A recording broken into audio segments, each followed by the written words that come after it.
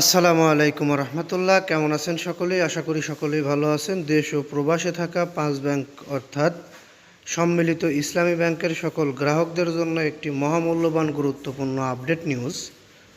5 bank একীভূতকরণ সংখ্যাই বলে দিচ্ছে সংকট কতটা গভীর।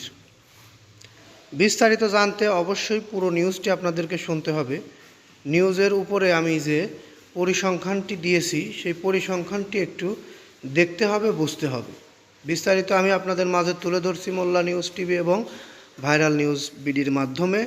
আপনারা যারা নিউজটি দেখছেন তারা অবশ্যই নিউজটিতে একটি লাইক দিবেন, কমেন্টে মতামত জানাবেন। পরবর্তী নিউজ পেতে অবশ্যই চ্যানেলটি সাবস্ক্রাইব করে বেল বাটন অন করে নিউজটি কন্টিনিউ করুন। 5 ব্যাংক একীভূতকরণ সংখ্যাই বলছে কতটা গভীর রয়েছে সংকট।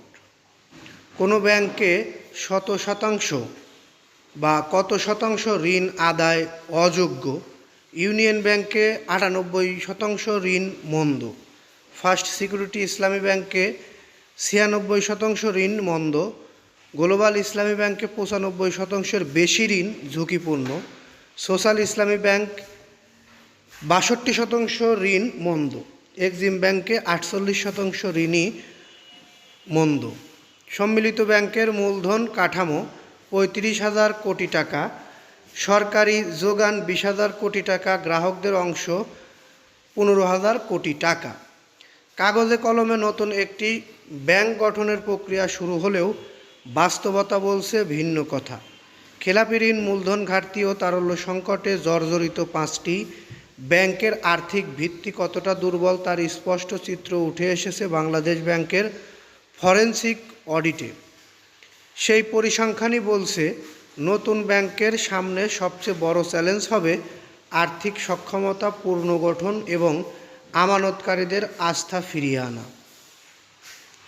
বাংলাদেশ ব্যাংকের ফরেনসিক অডিট প্রতিবেদনে যে চিত্র উঠে এসেছে তা দেশের ব্যাংকিং খাতের জন্য এক ধরনের সতর্কবার্তা। পর্যালোচনায় দেখা গেছে সংকটে থাকা 5টি ইসলামী ব্যাংকের আর্থিক অবস্থার অবনতি এতটাই গভীর যে প্রচলিত উপায়ে সেগুলোকে আলাদাভাবে টিকিয়ে রাখা প্রায় অসম্ভব হয়ে পড়েছিল। সে কারণেই শেষ পর্যন্ত একীভূতকরণের পথে বেছে নিয়েছিলেন সরকার ও কেন্দ্রীয় ব্যাংক। বাংলাদেশ ব্যাংকের ফরেনসিক অডিট অনুযায়ী একীভূত হওয়া ব্যাংকগুলোর ঋণের বড় অংশই মন্দ ও আদায় অযোগ্য, যার মধ্যে ইউনিয়ন ব্যাংকে খেলাপির হার সর্বোচ্চ 98%। এটা আমরা প্রথমেই আপনাদেরকে দেখিয়েছি, আপনারা আবারও একটু দেখে নিতে পারেন। ধৈর্য সহকারে যারা নিউজটি দেখলেন তাদের মতামত কমেন্ট বক্সে আশা করছি। আর পরবর্তীতে আমাদের থেকে এরকম ধরনের গুরুত্বপূর্ণ নিউজ পেতে চ্যানেলটি অবশ্যই সাবস্ক্রাইব করে বেল বাটন অন করে রাখবেন। এই বলে এখান থেকে বিদায় নিচ্ছি। আসসালামু আলাইকুম।